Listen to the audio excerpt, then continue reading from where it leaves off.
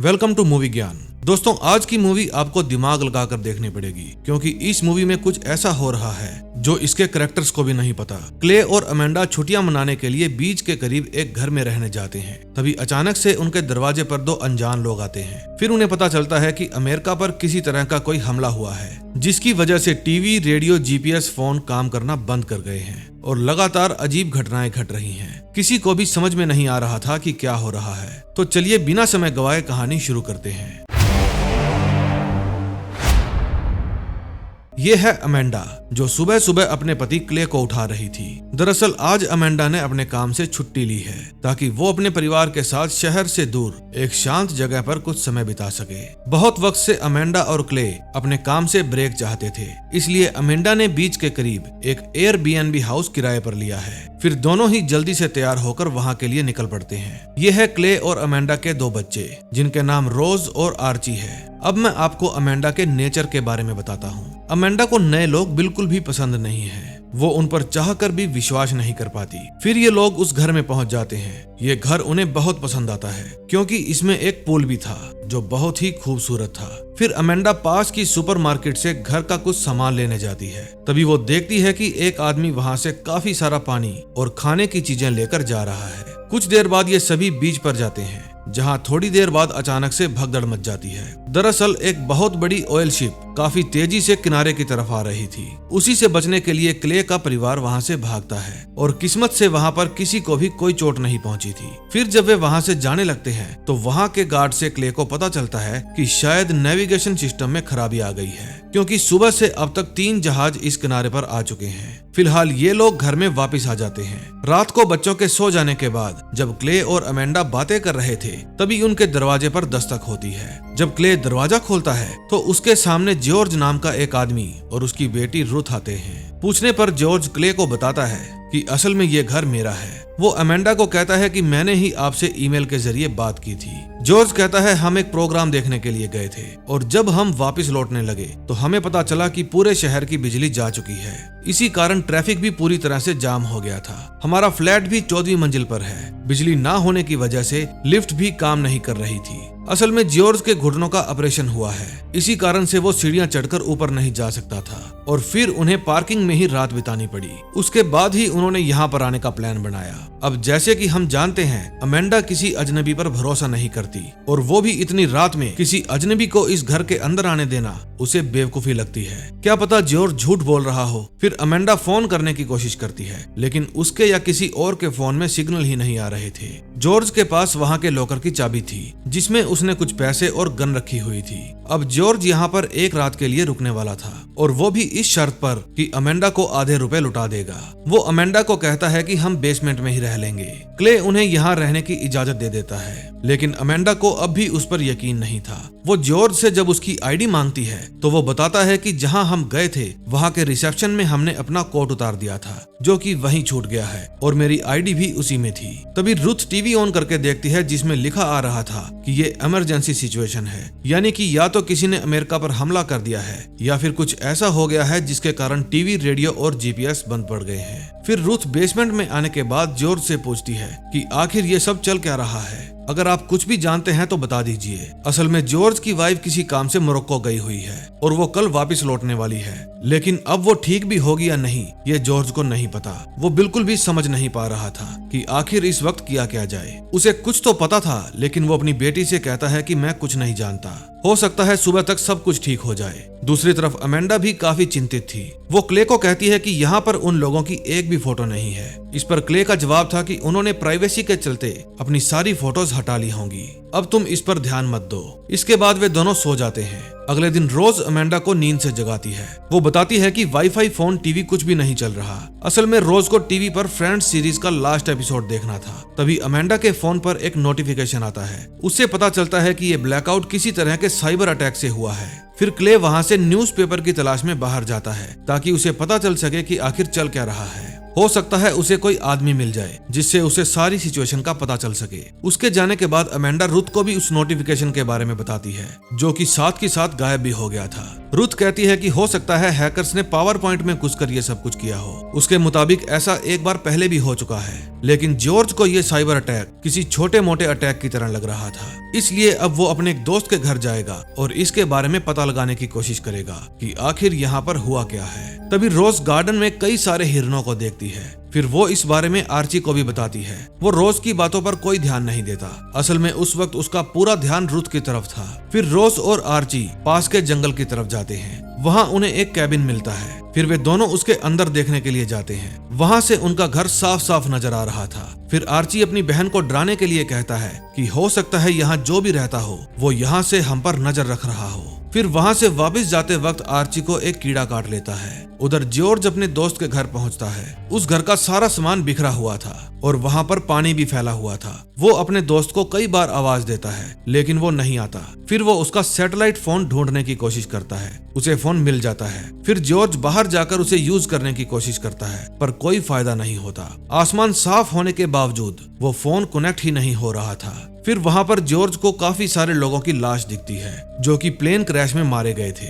वहाँ उस प्लेन का मलबा भी पड़ा था। जॉर्ज ये सब कुछ समझने की कोशिश कर ही रहा था तभी वो देखता है कि एक और प्लेन वहाँ गिरने वाला है। फिर वो खुद को बचाने के लिए जल्दी से घर के अंदर चला जाता है। फिर प्लेन के गिरने के कारण समुद्र का पानी घर में घुस जाता है। दूसरी तरफ क्ले को भी रास्ते में एक स्पेनिश औरत मिलती है जो कि क्ले से स्पेनिश भाषा में कुछ कहने की कोशिश कर रही थी। उसकी बातें क्ले को समझ में नहीं आती, इसलिए वो उसे वहीं पर छोड़कर आगे बढ़ जाता है। वो देखता है कि उसका रेडियो और जीपीएस कुछ भी काम नहीं कर रहा। फिर वो अपने सामने एक ड्रोन को देखता है जिसमें से बहुत सारे पंफलेट्स नीचे गिर रहे थे। वापिस घर आने पर जॉर्ज अपनी बेटी को कहता है कि वो पानी में गिर गया था, यानी कि वो रुथ को सच नहीं बताता लेकिन वो अमेंडा को सब कुछ बता देता है। वो कहता है कि मेरा काम कुछ ऐसा है जिससे मैं दूसरों के लिए कई चीजों और आने वाले खतरों को समझने का काम करता हूँ और ये जो कुछ भी हो रहा है ये शायद मुझे पता था कि ये सब कुछ होने वाला है। फिर जॉर्ज कहता है कि उन्होंने सैटेलाइट तक को भी बंद कर दिया है, यानी कि ये कोई मामूली साइबर अटैक नहीं है। ये लोग बातें कर ही रहे थे तभी अचानक से एक जोर से आवाज आती है जो कि इतनी तेज थी कि उसकी आवाज से पंछी भी बेहोश होकर नीचे गिर रहे थे। सभी इस आवाज से बचने के लिए अपने कान बंद कर लेते हैं। फिर कुछ देर बाद ये आवाज रुक जाती है। फिर प्लेन क्रैश होने वाली बात जॉर्ज अमेंडा को बताता है और ये बात उसकी बेटी सुन लेती है जो कि वो बिल्कुल नहीं चाहता था क्योंकि इस वक्त उसकी वाइफ भी किसी प्लेन में बैठकर आ रही होगी जिससे रुथ अपनी माँ के लिए परेशान हो जाएगी। इतने में वहाँ क्ले भी आ जाता है। वो सभी को वही पंफलेट दिखाता है जिसमें अरेबिक भाषा में कुछ लिखा हुआ था। इस पर लिखी एक लाइन का मतलब आर्ची को पता था क्योंकि ऐसी ही लिखी हुई लाइन उसने किसी वीडियो गेम में देखी थी। इस लाइन का मतलब था अमेरिका की मौत। अब ये सब लोग अंदाजा लगाते हैं कि ये उनके देश पर किसी दूसरे देश का हमला है। फिर क्ले और उसकी फैमिली वहाँ से निकलने का प्लान बनाती है लेकिन जॉर्ज उन्हें रोकता है। वे लोग जॉर्ज की बात नहीं सुनते और गाड़ी में बैठकर वहाँ से चले जाते हैं। फिर आगे जाने के बाद वे देखते हैं कि एक के बाद एक कारें आपस में टकरा रही हैं और ऐसा सभी कारों के सिस्टम में खराबी आ जाने के कारण हो रहा था। कारों के क्रैश हो जाने के कारण वहाँ बहुत लंबी लाइन लग गई थी और वहाँ से निकल पाना मुश्किल ही नहीं नामुमकिन था। फिर वे ना चाहते हुए भी वापस जॉर्ज के घर आ जाते हैं। फिर रात होने पर हम रोज को उदास देखते हैं जो इसलिए उदास थी क्योंकि वो फ्रेंड्स का आखिरी एपिसोड नहीं देख पाई थी। उसके लिए इस सिचुएशन में खुश रहने का बस यही एक जरिया था। वहीं दूसरी तरफ रुथ क्ले के साथ और जॉर्ज अमेंडा के साथ बातें कर रहे थे। क्ले रुथ को इस ऑयल शिप के बारे में बताता है और कहता है कि हमें इस वक्त में जितने ज्यादा हो सके उतने रिसोर्सेज इकट्ठा करके रख लेने चाहिए क्योंकि आगे कुछ भी हो सकता है। फिर अमेंडा जॉर्ज को कहती है कि मैंने एक आदमी को ये सब शुरू होने से पहले पास की सुपरमार्केट से काफी सारा खाना पीना इकट्ठा करते हुए देखा था। जिस पर जॉर्ज उसे कहता है कि आपने डैनी को देखा होगा, वो एक कॉन्ट्रैक्टर है, शायद उसे भी ये सब कुछ पहले से ही पता चल गया था। जब भी ऐसी कोई घटना होने वाली होती है तो सबसे पहले अमीर और पावरफुल लोगों को इसके बारे में पता चलता है। फिर वे पहले से ही अपनी तैयारी करके खुद को बचा लेते हैं। इन दोनों के बीच अच्छी दोस्ती हो चुकी थी। फिर दोनों साथ में ही डांस करते हैं ताकि कुछ समय के लिए इस सिचुएशन को भुलाया जा सके और फिर अमेंडा जॉर्ज को गले लगा लेती है। ये दोनों एक दूसरे के साथ कुत्ते काम करने ही वाले थे कि तभी उन्हें अपने अपने पार्टनर का ख्याल आ जाता है जिस कारण वे दोनों ही रुक जाते हैं। जॉर्ज कहता है कि मेरी बीवी अब तक मर चुकी होगी और रुथ के अलावा मेरा कोई नहीं है। ये कहकर वो रोने लगता है। फिर अमेंडा उसे दिलासा देती है। इसी बीच क्ले और रुथ देखते हैं कि उनके स्विमिंग पूल में फ्लेमिंगोस कहीं से आकर तैर रही हैं। तभी फिर से वो तेज आवाज आनी शुरू हो जाती है, जिससे सारी की सारी फ्लेमिंगोस वहां से चली जाती हैं। ये आवाज कहां से आ रही है, ये सोचकर सभी परेशान हो जाते हैं। फिर रात में सोने के दौरान रोज अमेंडा को एक कहानी सुनाती है, जिसमें एक आदमी डूब रहा था। फिर गॉड अलग अलग तरीकों से उसको मदद भेजता है, पर उस आदमी को लग रहा था कि मेरा भगवान मुझे खुद आकर बचाएगा। फिर आदमी डूबकर मर जाता है। फिर मरने के बाद जब वो भगवान से पूछता है कि आपने मुझे बचाया क्यों नहीं, तो भगवान कहते हैं कि जो भी मदद थी वो मैं ही तो भेज रहा था। हम भी कहीं उस आदमी की तरह तो नहीं हो गए जो भगवान के इशारों को समझ नहीं पा रहे। इस पर अमेंडा रोज से पूछती है कि तुम कहना क्या चाहती हो, लेकिन रोज कोई भी जवाब नहीं देती। अगली सुबह अमेंडा उठकर देखती है कि रोज वहां पर नहीं है और आर्ची के दांत भी एक एक करके गिर रहे थे। अब आर्ची की ये हालत दो वजह से हो सकती है, या तो उसे जिस कीड़े ने काटा था उसकी वजह से, या फिर आर्ची ने देर से कान बंद किए थे इसकी वजह से। अब रोज भी घर में मौजूद नहीं थी। इसी दौरान जॉर्ज कहता है कि हमें डैनी के पास आर्ची के लिए दवाइयां लेने जाना होगा। अगर उसने तैयारी कर रखी थी तो उसके पास दवा भी होगी। अब क्ले के वापिस आते ही जॉर्ज और आर्ची उसके साथ डैनी के घर के लिए निकल पड़ते हैं और फिर उनके जाने के बाद रुथ और अमेंडा रोज को ढूंढते हुए उसी कैबिन में पहुंच जाते हैं, जो कि जंगल के बिल्कुल बीचों बीच था। यहाँ किसी बात पर अमेंडा रुथ के ऊपर चिल्ला देती है और फिर जब उसे महसूस होता है तो रुथ से माफी भी मांग लेती है। वो कहती है कि मुझे अपने काम और प्रोफेशन की वजह से जल्दी से इंसानों पर विश्वास नहीं होता। मुझे हमेशा लगता है कि वो मतलबी और मौका परस्त लोग होते हैं, लेकिन अब मेरी सोच बदल चुकी है। इन दोनों के बीच सब कुछ ठीक हो जाता है। फिर अमेंडा को बाहर रोज की साइकिल के टायर के निशान दिखते हैं। फिर वे दोनों उसका पीछा करने लगते हैं। तभी उन्हें काफी सारे हिरण घेर लेते हैं, लेकिन रुथ और अमेंडा आवाज करके उन्हें भगा देते हैं। अब ये लोग समझ जाते हैं कि ये फ्लेमिंगो और हिरण असल में अपने आप नहीं बल्कि उस तेज आवाज के कारण कंफ्यूज होकर यहाँ पर आ गए हैं, जो कि अब तक 2 बार आ चुकी थी।